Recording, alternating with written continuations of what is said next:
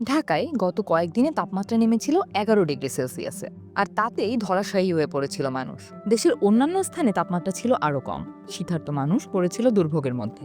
কিন্তু একবার ভাবুন, তাপমাত্রা শূন্যেরও অনেক নিচে, -41 ডিগ্রি সেলসিয়াস। সবকিছু জমে যাচ্ছে, চোখের পাতাও জমে যাওয়ার অবস্থা। এরই মধ্যে একদল আয়োজন করেছে দৌড় প্রতিযোগিতার। একে কি বলবেন, দুঃসাহস না পাগলামি? -41 ডিগ্রি সেলসিয়াস তাপমাত্রার মধ্যে দৌড় প্রতিযোগিতা? কৌতূহল হচ্ছে? না, পাগলামি নয়। বিশ্বের অন্যতম কঠিন ও চরম আবহাওয়ায় দৌড় প্রতিযোগিতার আয়োজন হিসেবে পরিচিত Oymyakon the pole of cold marathon প্রতিযোগিতা এ নিয়ে সপ্তমবারের মতো আয়োজিত হয়েছে রাশিয়ার ইয়াকুতিয়া অঞ্চলে। হাড় কাঁপানো -41 ডিগ্রি সেলসিয়াস ঠান্ডার মধ্যে ম্যারাথন প্রতিযোগিতায় নামেন প্রতিযোগীরা।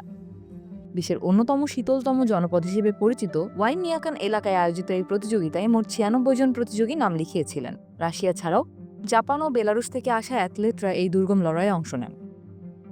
শনিবার ভোরে তোমতরো গ্রাম থেকে 50 কিলোমিটার এবং 42.2 কিলোমিটার এই দুই বিভাগে দৌড় প্রতিযোগিতায় নামেন 50 জন প্রতিযোগী। এবারের আসরে আকর্ষণের কেন্দ্রে ছিলেন রুশ জাতীয় ফুটবল দলের 50 বছর বয়সী সাবেক অধিনায়ক অ্যালেক্সাই স্মিরতিন। 50 কিলোমিটার আল্ট্রা ম্যারাথন বিভাগে 4 ঘন্টা 45 মিনিটে দৌড় শেষ করে তিনি নিজের ক্যাটাগরিতে প্রথম স্থান অধিকার করেন।